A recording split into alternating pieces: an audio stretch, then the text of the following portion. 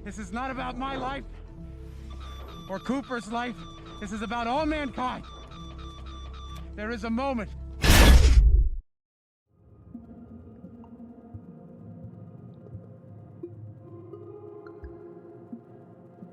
Di masa depan yang tak jauh dari sekarang, manusia menghadapi kenyataan yang pahit. Bumi sudah sekarat, tanah yang tandus, badai debu menyelimuti langit, serta hasil panen yang terus gagal. Kita bukan lagi spesies penakluk ruang angkasa. Kita hanyalah petani yang berjuang untuk bertahan di planet yang perlahan menolak keberadaan kita. Dari sinilah kisah Interstellar dimulai. Bukan sekedar kisah perjalanan melintasi bintang, tapi perjalanan jiwa seorang ayah, seorang ilmuwan, dan seluruh umat manusia yang mencari harapan di tengah kehancuran. Setiap cerita memiliki awal, dan inilah bagaimana semua dimulai. Sebelum menyimak alur cerita ini, Mimin menyarankan agar teman-teman Kanvas untuk menyiapkan pikiran dan posisi yang nyaman, dan biarkan diri kalian tenggelam di dalam cerita.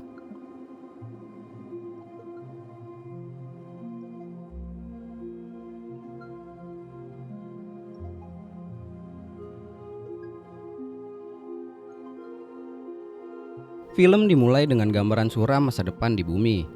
Langit berwarna coklat, badai debu datang hampir setiap hari, dan manusia hidup dalam ketakutan akan kegagalan panen berikutnya. Jagung menjadi satu-satunya tanaman yang masih bisa tumbuh, sebuah simbol terakhir dari ketahanan umat manusia. Sekolah-sekolah kini menghapus sejarah kejayaan manusia di luar angkasa. Anak-anak diajarkan bahwa pendaratan di bulan hanyalah propaganda, karena masyarakat kini percaya bahwa mimpi yang terlalu tinggi justru membuat manusia lupa pada kenyataan, yaitu bertahan hidup jauh lebih penting di bumi yang sudah sekarat. Di tengah dunia yang kehilangan arah itu, hiduplah Joseph Cooper. Dulunya, ia seorang pilot NASA yang berbakat, tetapi kini terpaksa menjadi petani.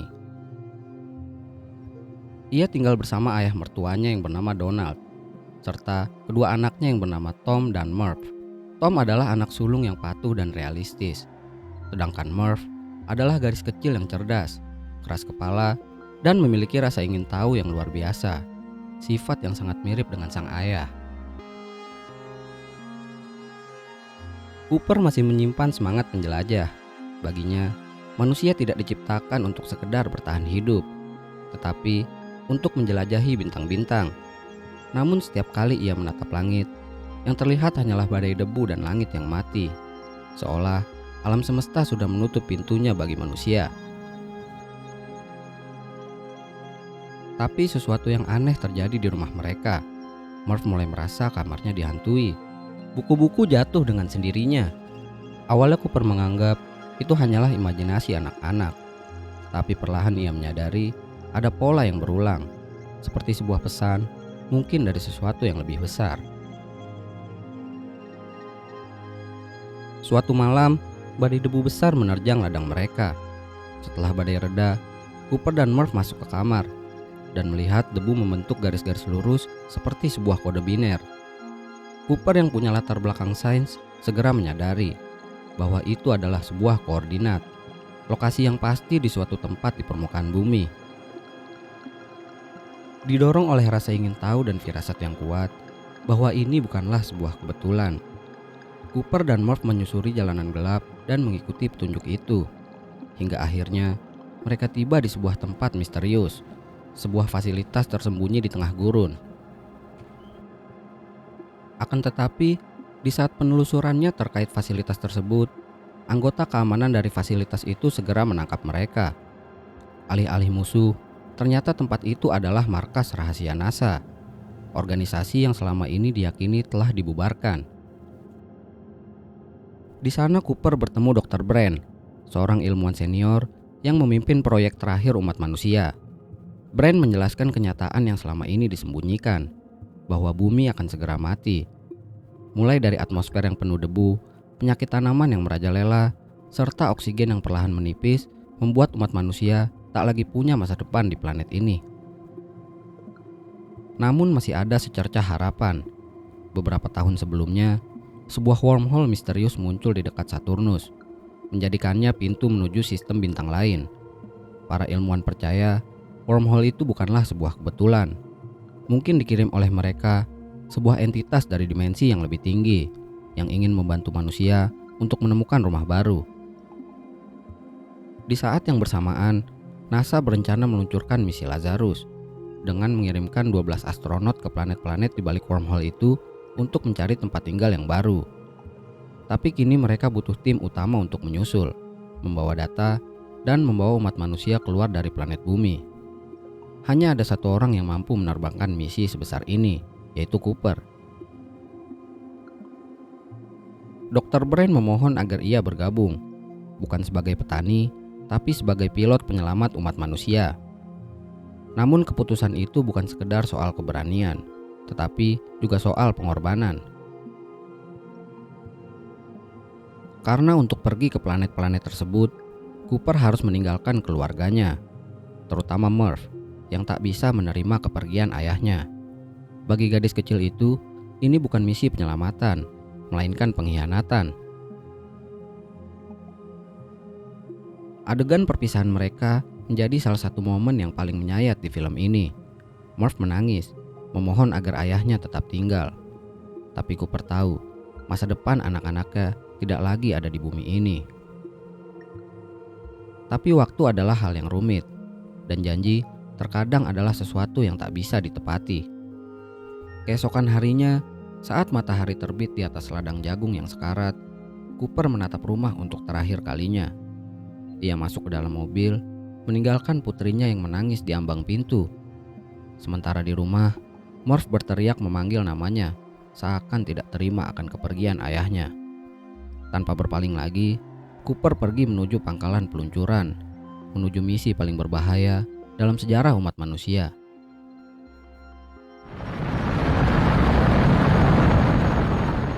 Setelah perpisahan yang menyakitkan, Cooper bergabung dengan tim penjelajah yang terdiri dari Dr. Brand, Rom, dan Doyle, serta dua robot canggih yang bernama Tars dan Case. Mereka segera menaiki kapal Endurance, pesawat raksasa berbentuk cincin yang dirancang untuk misi paling ambisius dalam sejarah manusia, dengan tujuan mencari rumah baru di antara bintang. Peluncuran mereka berlangsung sunyi di bawah langit hitam yang dipenuhi abu dari bumi yang sekarat.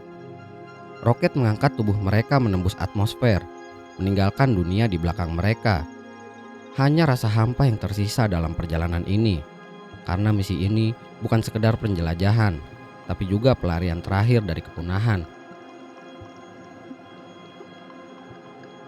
Setelah berbulan-bulan melintasi ruang angkasa, Endurance akhirnya tiba di dekat Saturnus, tempat sebuah keajaiban menunggu, yaitu wormhole misterius. Sebuah pusaran cahaya yang melengkungkan ruang dan waktu. Para ilmuwan di bumi percaya lubang ini tidak muncul begitu saja. Ia diciptakan oleh entitas dari dimensi yang lebih tinggi untuk membuka jalan bagi umat manusia. Dengan keberanian, Cooper menembus wormhole itu. Tubuh mereka terhuyung dan realitas mereka pun terdistorsi.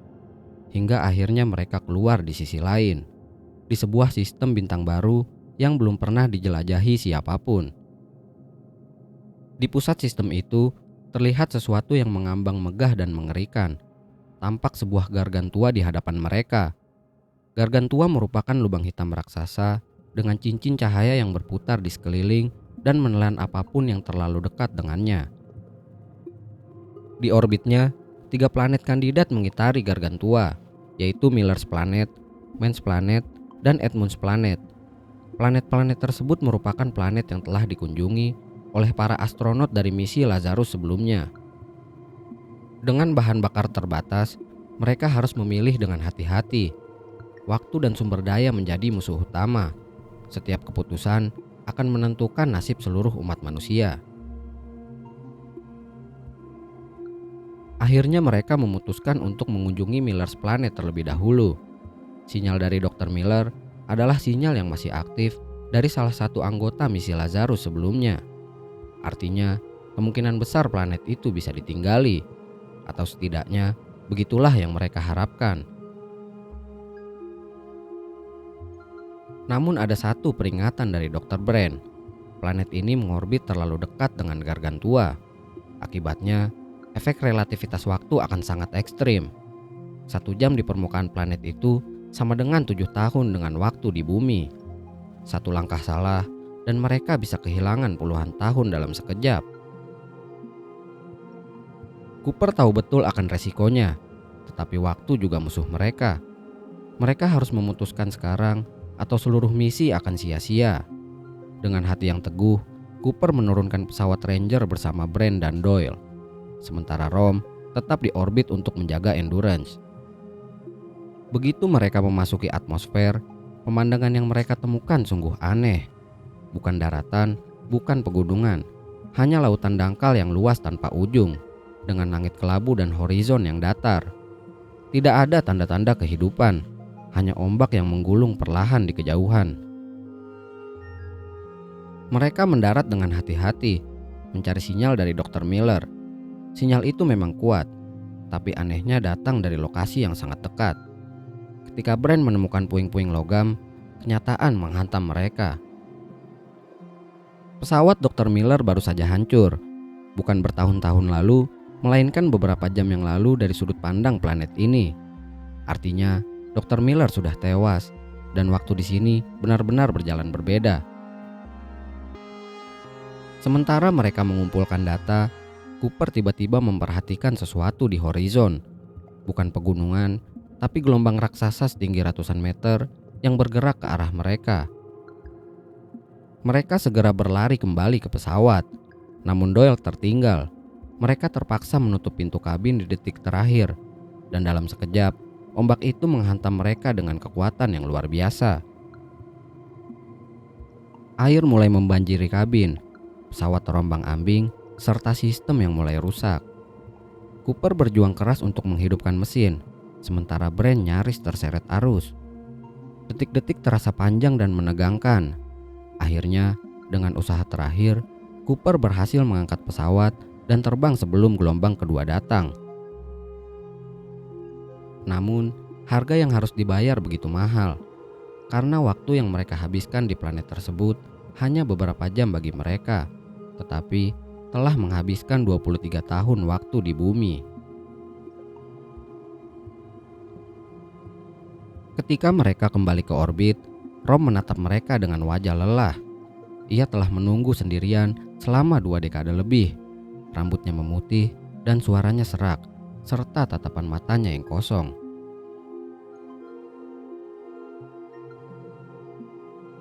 Cooper terdiam melihat kenyataannya. Di kepalanya, rasa bersalah mulai muncul dalam dirinya. Kemudian ia membuka pesan dari bumi yang dikirimkan dari anak-anaknya. Tom, putra sulungnya, kini sudah menjadi ayah. Sementara Murph tumbuh menjadi wanita dewasa yang penuh amarah.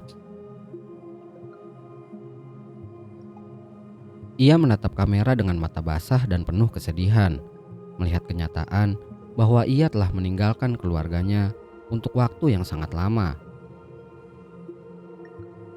Di tengah kesunyian kapal, air mata Cooper jatuh tanpa suara. Momen ini adalah luka paling dalam bagi perjalanan mereka, karena mereka sadar waktu adalah musuh paling kejam di alam semesta ini. Namun meski hatinya remuk, Cooper tahu mereka tak boleh berhenti. Data dari Miller's Planet begitu jelas. Planet itu tidak layak untuk dihuni.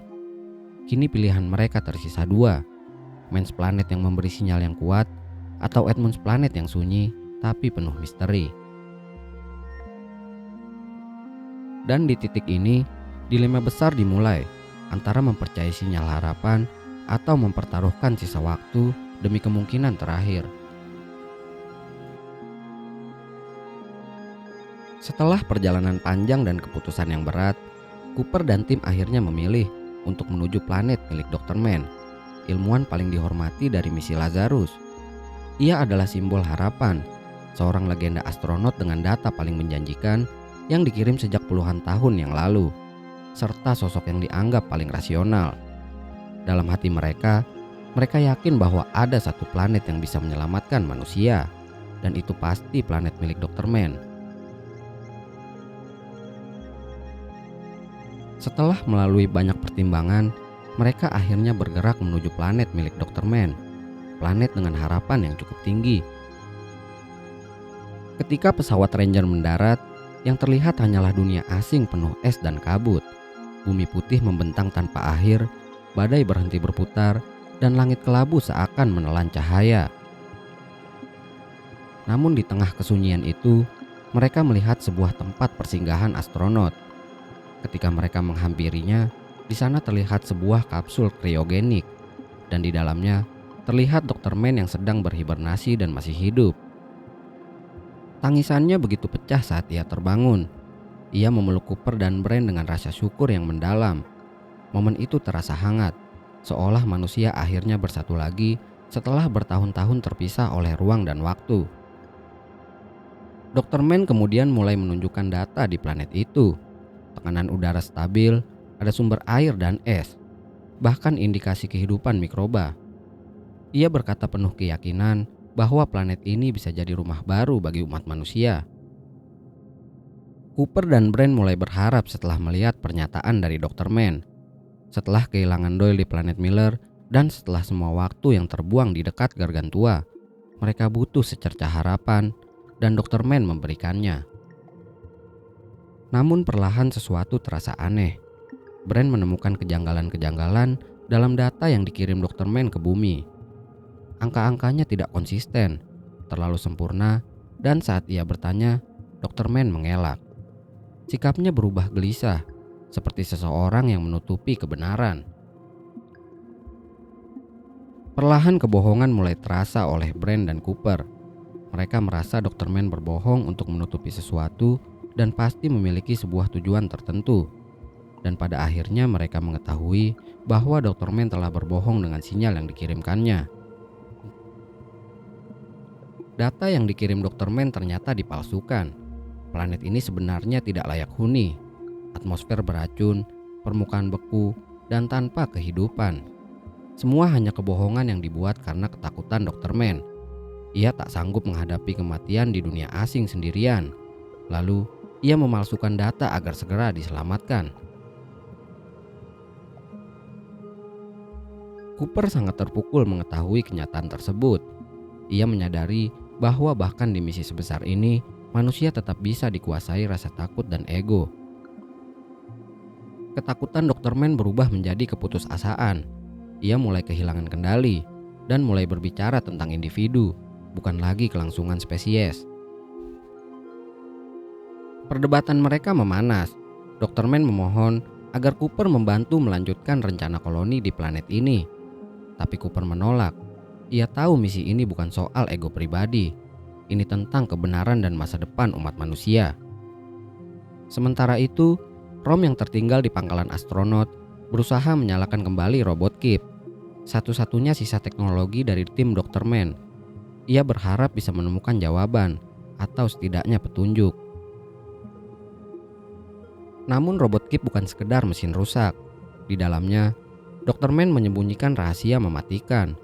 Saat Rom mengaktifkan sistemnya, dalam sekejap, ledakan besar menghancurkan seluruh markas. Rom tewas seketika, satu nyawa pun hilang, bukan karena planet yang keras, tapi karena kebohongan manusia yang tak mau mati sendirian. Dr. Man telah menanam bom untuk menghapus semua jejak kebohongannya. Tidak hanya itu, kegilaan Dr. Man juga menghantam Cooper. Ia mendorong Cooper hingga terjatuh ke dasar jurang es yang membuat helmnya retak dan oksigennya bocor. Nafas Cooper terengah-engah dan pandangannya mulai kabur. Ia berteriak memanggil tim, tetapi tak ada jawaban apapun. Karena alat komunikasi dengan semua tim telah dihancurkan oleh Dr. Man. Seketika, suara napasnya berubah jadi deru panik di tengah kesunyian es. Sementara itu, Dr. Man pergi begitu saja meninggalkan Cooper yang hampir mati demi melanjutkan rencana gilanya. Tapi di atas sana, Brand menyadari Cooper tak kembali. Di saat yang sama, Cooper berjuang keras untuk menghubungi Brand dengan alat komunikasi yang telah dirusak oleh Dr. Man. Setelah Cooper berjuang dengan kondisi yang sulit, Brand akhirnya menerima suara pertolongan yang diberikan oleh Cooper. Ia kemudian menyalakan sensor, mendeteksi sinyal lemah dari bawah jurang. Tanpa ragu, ia menuruni medan es berbahaya itu. Ia menemukan Cooper tergeletak, wajahnya pucat, dengan napasnya yang terengah-engah. Dengan penuh tekad, Brand membuka helm Cooper, menyambungkan tabung oksigen cadangan, dan menenangkan detak jantungnya yang kacau. Namun bencana belum berakhir. Sementara mereka menyelamatkan Cooper, Dr. Mann mencuri salah satu pesawat dan terbang menuju stasiun utama Endurance. Ia berencana melakukan docking, tapi menolak mendengarkan perintah Cooper. Dr. Mann yakin bisa melakukannya sendiri. Ia percaya pada ilmunya. Tapi ia lupa satu hal, kesombongan tak mengenal keselamatan. Dengan prosedur yang salah, ia memaksa membuka kunci docking. Beberapa saat kemudian, ledakan besar terjadi. Kabin hancur, tekanan udara meledak, dan tubuh Dr. Mann terhempas bersama impian palsunya. Stasiun Endurance mulai berputar liar, kehilangan kontrol, melayang di orbit dengan kecepatan mematikan. Brand menatap layar dengan panik, dan disinilah Cooper menunjukkan siapa dia sebenarnya. Ia mengambil alih kendali, matanya fokus dan nafasnya tenang. Mereka mendekat ke stasiun yang berputar cepat. Kecepatan rotasinya sama seperti orbitnya. Satu kesalahan kecil dan mereka semua akan hancur. Tapi Cooper tak takut melihat situasi itu. Ia menyeimbangkan pesawatnya dengan kecepatan putaran stasiun Endurance. Mereka mulai berputar bersama. Suara kekacauan mulai terasa karena ledakan Dr. Mann sebelumnya. Tetapi Cooper tetap tenang mengendalikan pesawatnya.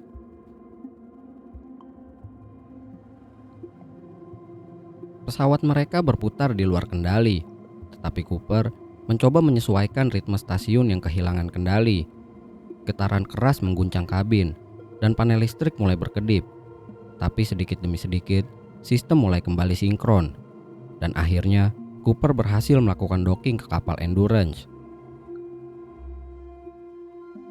Stasiun Endurance kembali stabil. Mereka selamat dan dunia tidak berakhir hari ini. Dalam momen genting itu, Cooper dan Brand melakukan manuver paling beresiko dalam hidup mereka. Docking manual pada kapal yang berputar cepat. Dengan ketenangan dan presisi yang luar biasa, Cooper berhasil menyelaraskan rotasi, mengunci docking, dan mengendalikan kapal kembali dari kekacauan. Namun kemenangan itu pahit. Mereka kehilangan banyak bahan bakar. Dengan waktu yang hampir habis, pilihan mereka menjadi semakin sempit.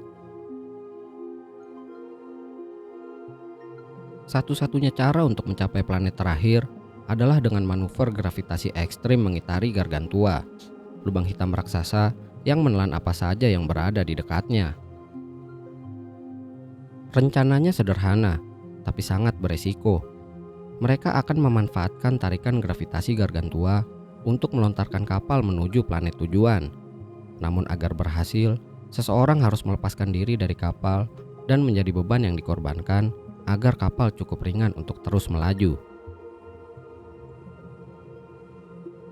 Keputusan berat menanti, dan perlahan Cooper mulai menyadari bahwa mungkin dialah yang harus mengorbankan diri.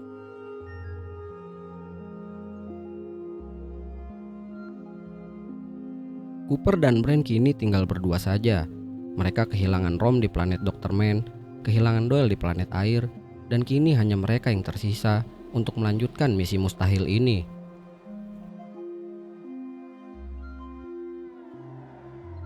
Dengan bahan bakar yang hampir habis, serta waktu di bumi yang terus berjalan, mereka harus memilih dengan sisa daya yang sangat terbatas, menuju planet terakhir milik Edmunds atau kembali ke bumi yang mungkin sudah terlambat untuk diselamatkan.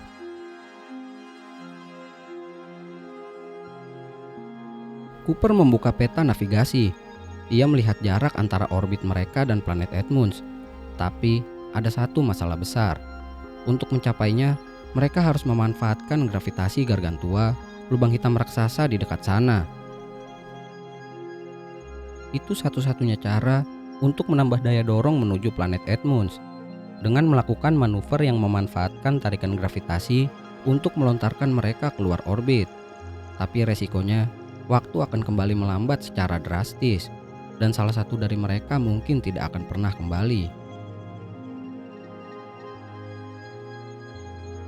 Mereka duduk dalam diam, hening, hanya suara mesin dan nafas yang berat. Cooper menatap Brand. Ia tahu apa yang harus ia lakukan. Ia sudah tahu sejak awal. Tugasnya bukan untuk pulang, tapi untuk memastikan manusia bisa bertahan. Brand menatapnya, sadar arti kata-kata itu. Itu bukan sekedar manuver teknis, melainkan sebuah gerakan pengorbanan. Mereka memulai persiapan manuver. Gravitasi Gargantua mulai menarik dengan kuat. Suara mesin menderu, pesawat bergetar, dan alarm mulai berbunyi. Cahaya dari lubang hitam itu berputar seperti pusaran neraka, indah sekaligus menakutkan. Tiba-tiba tubuhnya melayang. Pesawat Ranger terpisah dari Endurance. Cooper masuk ke lintasan Gargantua, terseret ke arah Event Horizon, batas tak kembali dari lubang hitam. Di kokpit pesawat, semua instrumen terasa kacau. Gravitasi menghancurkan arah dan waktu terdistorsi. Cahaya menekuk dan suara teredam, dan lalu hanya keheningan yang tersisa. Cooper melewati batas realitas. Tubuhnya seolah melayang tanpa arah. Pesawatnya hancur berkeping-keping, tetapi kesadarannya masih tersisa. Ia jatuh ke dalam Tesseract, dimensi 5 yang dibangun oleh makhluk dari masa depan, atau mungkin oleh manusia yang telah berevolusi. Di ruang itu, ia melihat waktu bukan sebagai garis, melainkan sebagai ruang. Setiap momen terkait masa lalu, masa depan, dan masa kini ada di sekitarnya. Dan di antara semua itu, ia menemukan satu tempat, yaitu kamar anaknya, Murph. Cooper mulai menyadari, dialah hantu yang selama ini menghantui kamar Murph. Dialah yang menjatuhkan buku-buku, dan dialah juga yang mengirimkan pesan lewat jam tangan. Tangannya bergetar saat ia mengirimkan kode Morse kepada Murph. Ia mencoba memperingatkan dirinya di masa lalu, tapi hal itu sudah tak bisa diubah. Lalu Cooper sadar dengan misi sejatinya, mengirim data kuantum dari dalam Gargantua yang dibutuhkan Murph untuk menyelesaikan persamaan gravitasi demi membuka jalan bagi manusia untuk meninggalkan bumi. Dengan bantuan TARS, robot yang ikut jatuh bersamanya ke dalam lubang hitam, ia mengirimkan seluruh data lewat jam tangan Murph, satu-satunya benda yang masih terhubung dengan masa lalu. Cooper berteriak, bukan karena putus asa, tapi karena harapan yang hampir terasa sirna. Dan di suatu tempat di bumi, Murph yang sudah dewasa menyadari sesuatu. Ia menatap jam tangan peninggalan ayahnya dan melihat detaknya berubah secara aneh. Lalu ia menangis, bukan karena kehilangan, tapi karena ia mengerti bahwa ayahnya tidak pernah meninggalkannya. Ayahnya berjuang sampai akhir untuk mengirimkan kunci penyelamatan umat manusia. Murph kemudian menyalin data-data itu, menyelesaikan persamaan gravitasi yang selama ini buntu, membuka jalan untuk menyelamatkan umat manusia, yaitu mengangkat seluruh koloni manusia dari bumi ke habitat luar angkasa. Dengan data itu, Murph menyelesaikan persamaan gravitasi tersebut, mengangkat kota-kota ke orbit, dan menyelamatkan jutaan nyawa. Setelah Cooper menyelesaikan misinya, tubuhnya terhempas keluar dari Tesseract. Ia terbang melintasi ruang dengan kondisi tak sadarkan diri. Hingga akhirnya Cooper terbangun di tempat yang tak terbayangkan, yaitu Cooper Station, koloni manusia yang dibangun di dekat Saturnus. Ia telah diselamatkan bukan oleh keajaiban, tapi oleh masa depan yang ia bantu ciptakan sendiri. Cooper terbangun di tempat asing dengan langit-langit putih dan alat medis di sekelilingnya. Ia diberitahu bahwa ia sedang berada di Cooper Station, koloni manusia yang mengorbit di Saturnus. Stasiun ini dinamai Cooper bukan karena dirinya, tapi karena Murph, sang penyelamat umat manusia. Saat Cooper keluar dari ruangan, ia melihat sesuatu yang menakjubkan. Sebuah kota futuristik melayang di langit. Anak-anak bermain di taman dengan gravitasi buatan dan gambaran melengkung membentuk sebuah lingkaran. Manusia kini hidup di luar bumi, berkat data yang dikirim Cooper dari dalam lubang hitam. Saat itu juga Cooper tersadar, waktu telah berlalu jauh lebih lama dari yang ia duga. Berdasarkan perhitungan, ia kini sudah berusia 124 tahun, setara dengan 1 abad lebih sejak ia meninggalkan bumi. Tapi, berkat relativitas waktu di dekat lubang hitam, tubuhnya nyaris tak menua. Namun meski dunia ini terasa sempurna, Cooper merasakan kehampaan. Semua perjuangan panjangnya bukan untuk hal yang ia lihat saat ini. Ia hanya ingin bertemu dengan Murph. Kemudian ia dibawa ke sebuah kamar, dan di sana ia akhirnya melihat Murph. Tapi bukan Murph kecil yang ia tinggalkan, melainkan Murph yang sudah tua renta, dikelilingi oleh anak cucu dan seluruh keluarganya. Momen itu begitu menyayat. Murph menatap ayahnya dan tersenyum. Murph merasa tidak ada orang tua yang seharusnya melihat anaknya meninggal. Air mata Cooper terjatuh. Selama ini, ia berjuang menembus ruang dan waktu, hanya untuk bisa kembali bertemu keluarganya. Tapi Murph tahu bahwa tujuan ayahnya belum selesai. Sebelum berpisah, Murph berkata kepada Cooper bahwa Brand masih di luar sana, sendirian, dan mencoba membangun masa depan di planet lain. Murph menyarankan Cooper untuk segera menemui Brand. Dengan dorongan dari putrinya, Cooper pun meninggalkan stasiun itu. Ia mencuri sebuah pesawat kecil dan segera pergi menuju sistem bintang, tempat di mana Brand berada. Sementara itu, di planet baru yang indah dan sepi, Brand berdiri sendirian di bawah langit yang berwarna samar. Ia kemudian berjalan ke arah tenda yang ia dirikan dan bersiap memulai koloni pertama bagi manusia di sana.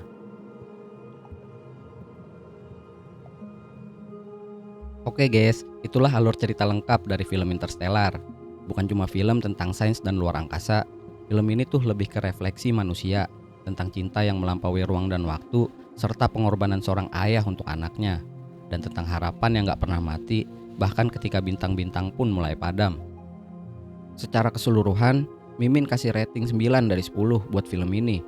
Ceritanya solid, pacingnya pas, dan visualnya keren banget. Tapi masih ada beberapa bagian yang terasa agak dipaksakan. Contohnya kayak scene Rom yang udah nunggu di stasiun Endurance selama 23 tahun. Tapi nggak ada kejelasan soal gimana dia bisa dapat sumber makanan atau teknologi terkait makanan buat bertahan selama itu. Tapi buat kalian yang suka film dengan genre sci-fi dan mind-blowing, Mimin sangat merekomendasikan buat kalian semua nonton film Interstellar. Terima kasih sudah menonton video sampai akhir. Sampai jumpa di video selanjutnya.